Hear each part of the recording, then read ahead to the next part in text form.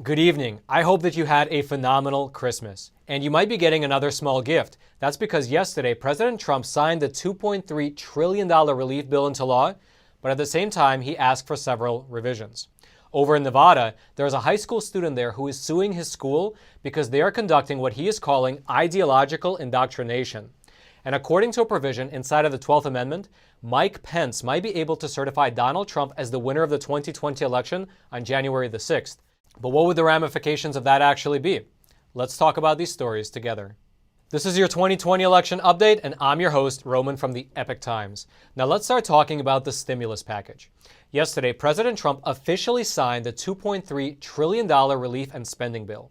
Along with signing the bill, President Trump also said that he will invoke the 1974 Impoundment Control Act to demand reductions be made to the amount of what he called wasteful spending. Basically, the way that law works is that if the president wants to spend less money than Congress provided for a particular program, he can ask for congressional approval to rescind some of those funds. And so here are the two things that are going to happen. First of all, President Trump is going to send back to Congress a red line version of the bill, in which item by item, he'll ask Congress to remove certain funds from the bill.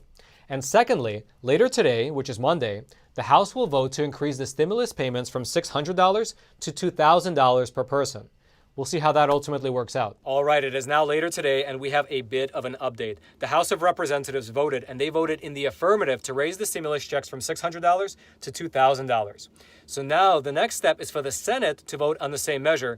Although the date of that vote has not been determined yet, I haven't seen anything come out about it. Although I can't imagine that it'll be after this week, because this is the last week of 2020. And so what will likely happen is sometime this week, the Senate will vote, and two possible scenarios could occur.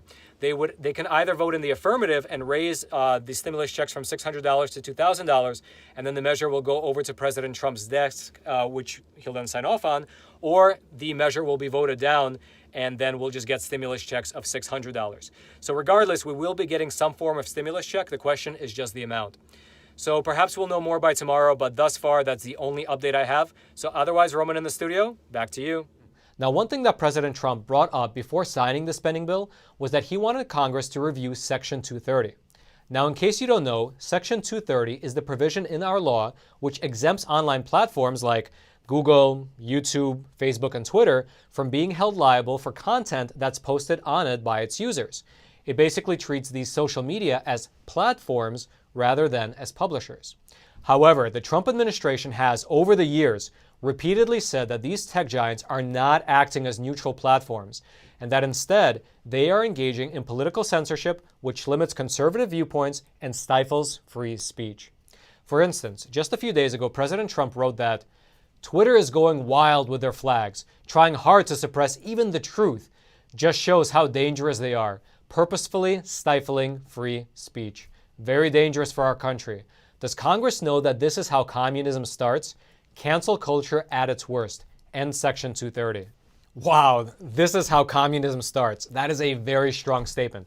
And actually, I want to explore that idea a little bit further. So let's talk about a case right now that's happening in Nevada.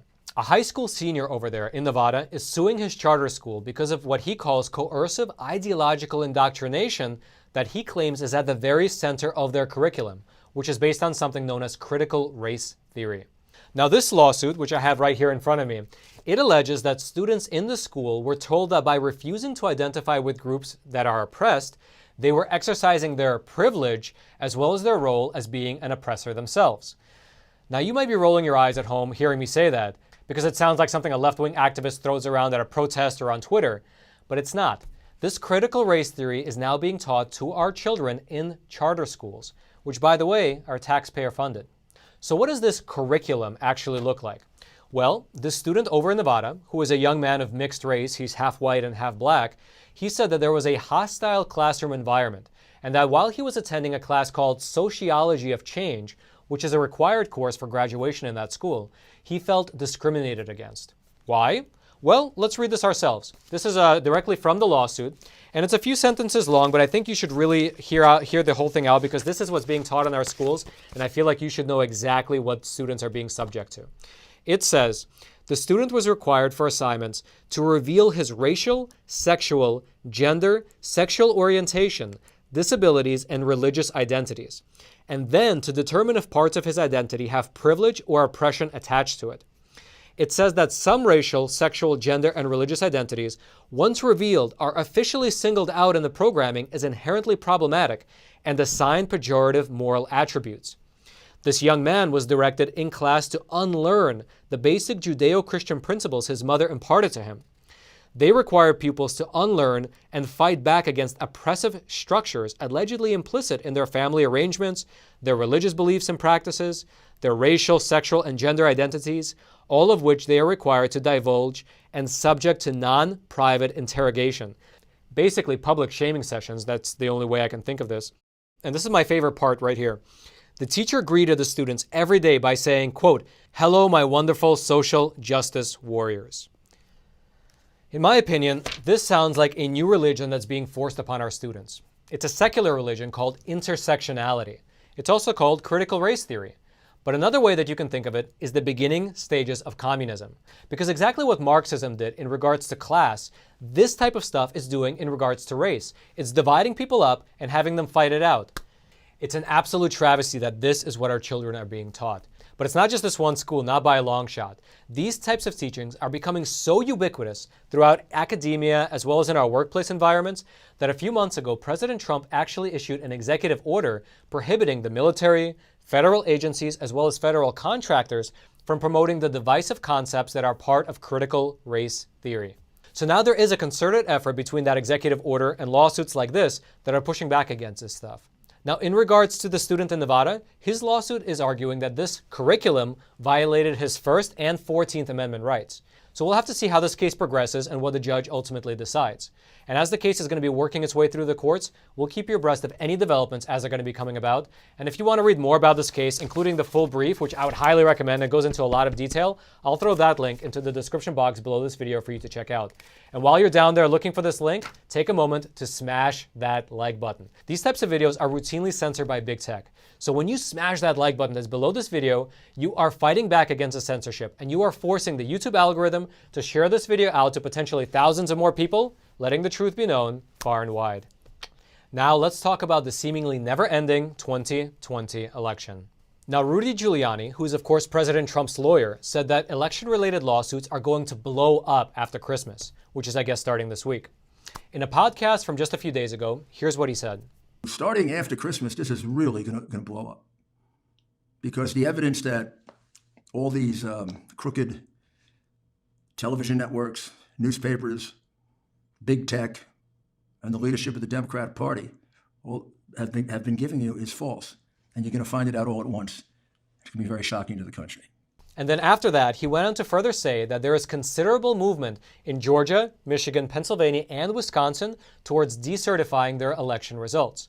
Now, how plausible is this to actually happen? Well, let's discuss it from two different angles. First of all, there is a new lawsuit right now that's working its way through the courts, which is seeking to block the counting of electoral votes from 5 contested states. The premise of that lawsuit is basically twofold. First of all, it argues that under Article 2 of the U.S. Constitution, presidential electors must be appointed by each state in the manner that's prescribed by the state's legislature. However, in several of the swing states, there were laws enacted which unconstitutionally delegated the authority to certify these votes from the legislative to the executive branches. Secondly, this lawsuit argues that state legislatures, many of which are adjourned until January, basically next year, are being prevented from meeting and performing their certification duties.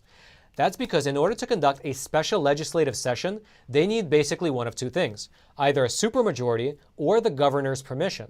However, this lawsuit alleges that the governors in these states are preventing lawmakers from meeting.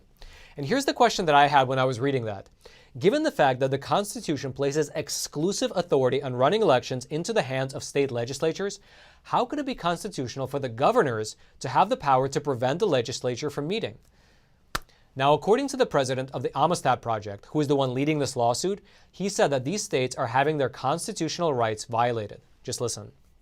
So the very body that is responsible for how these electors are selected can't even meet after the election up through January. So that's unconstitutional in that it's a delegation of authority to a governor of a legislative function that is not allowed. So basically, he is saying that these states are violating the Constitution because only the state legislatures are supposed to decide how elections should be conducted. But by shutting down the legislatures and not allowing them to meet, these governors are acting essentially as monarchs. Listen. Kings and queens shut down parliament. Governors don't shut down legislature. Furthermore, he later added that some state officials even went further than that and have been outright hostile to these lawmakers. For example, in Michigan, the state attorney general over there considered criminal investigations as well as prosecutions for lawmakers who were seeking to investigate voter fraud and overturn the election results. Can you even imagine that? Threatening to throw lawmakers in jail because they are willing to look at and acknowledge voter fraud. That sounds like some George Orwell type stuff to me. So here's the question. What is this lawsuit looking to actually achieve? Well, here's what it's looking to do. It's seeking to prevent Mike Pence, who is of course the president of the Senate, from counting the votes from Arizona, Georgia, Michigan, Pennsylvania, and Wisconsin until their state legislatures are able to meet and certify the votes. Now, will this lawsuit succeed? Probably not, for two reasons. The first one is that these types of lawsuits have been thrown out of court all over the country. No matter how cogent the constitutional arguments seem to be, the judges, they seem to be dismissing them left and right. And that's likely what's going to happen here.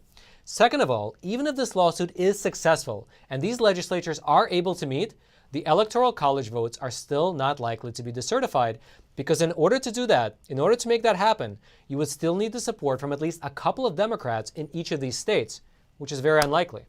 And the reason for that, among other things, is take a look at this. This is a recent poll that just came out a few days ago, and it found that 96% of Democrats believe that Joe Biden won the election fair and square. So with polling numbers like these, you are not likely to get any Democrats to flip, in my opinion at least. So given all this, is there any alternative to Joe Biden getting certified as the winner on January the 6th? Well, yes, there is. We discussed in an earlier episode how 7 states have what are known as dueling electors. Basically, in those states, there are 2 completely different slates of electors who cast their votes differently, one for Joe Biden and one for President Trump. And on January 6th, during the joint session of Congress in Washington, D.C., certain lawmakers might contest the results of a given state, and then they would have to withdraw to their quarters and decide which one of these 2 slates of electors are legitimate. However, there is something that we have not discussed before, but is incredibly critical, and that is, who is the one who is actually going to be counting these presidential electors? In order to find that out, let's look at what the 12th Amendment says about counting electoral votes. In part, it reads, "The President of the Senate shall, in the presence of the Senate and House of Representatives, open all their certificates, and the votes shall then be counted." Okay, now what does that actually mean? On the surface, it just means that Mike Pence, who is the President of the Senate, is going to be the one to open the votes. But is there more to it than just that?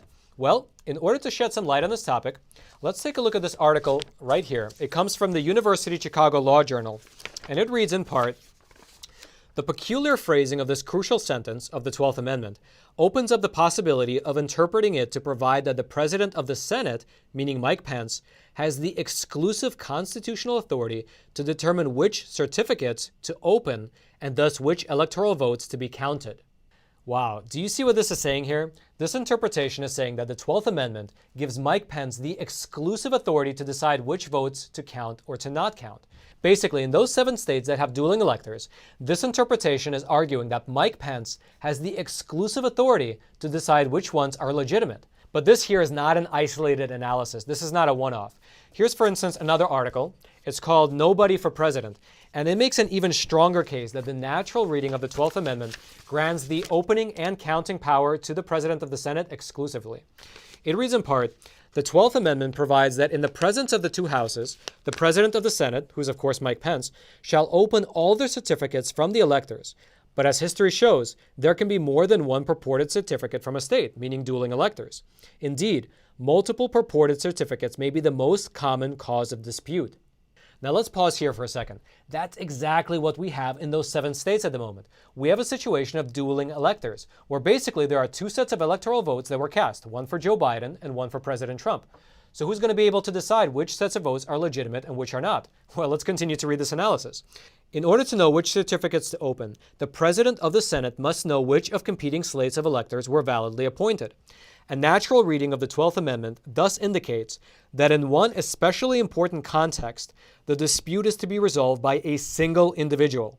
Neither House nor Senate is given any authority over the President of the Senate, again meaning Mike Pence, when it comes to opening their certificates. And Congress, by statute, may not control the exercise of this constitutionally granted authority any more than it may tell the President who to pardon. Now, this is huge. If this article is correct, if this interpretation is correct, that would make Mike Pence the most powerful man in America right now. Now, here's the question, though. Would Mike Pence actually open and count the alternate electoral votes and certify Donald Trump as the winner? I'm not sure. While these interpretations of the 12th Amendment say that he does have the authority to do that, doing so might cause an actual civil war. Because if you remember, right here, this poll found that 96% of Democrats believe that Joe Biden won fair and square. So what's going to happen? I have no idea. But I wanted to share this with you to give you a different context for what might go down on January the 6th. Regardless, President Trump has now invited his supporters to come protest in Washington, D.C. on January 6th, saying, quote, "Be there, will be wild." Is this scenario what he might be referring to? Who knows? Let's see what happens. Regardless, I'll be there on January 6th reporting live from the ground. Let me know in the comments below this video what you think about all this. Is this interpretation of the 12th Amendment correct? Do you think it's feasible for Mike Pence to actually certify Trump as the winner? And if he does, would you support him in doing so? And if you're interested in reading more about these analysis, I'll throw all of the links in the description box below this video for you to read for yourself. Read through them. Maybe you'll come to a different conclusion. That's the beauty of this country. Without being censored, we can read all of the original documents and make up our own minds. Now, lastly, if you haven't already, smash that like button for the YouTube algorithm, subscribe to this channel for more honest news and analysis delivered to your YouTube feed, and until next time, I'm your host, Roman from the Epoch Times. Stay informed and stay free.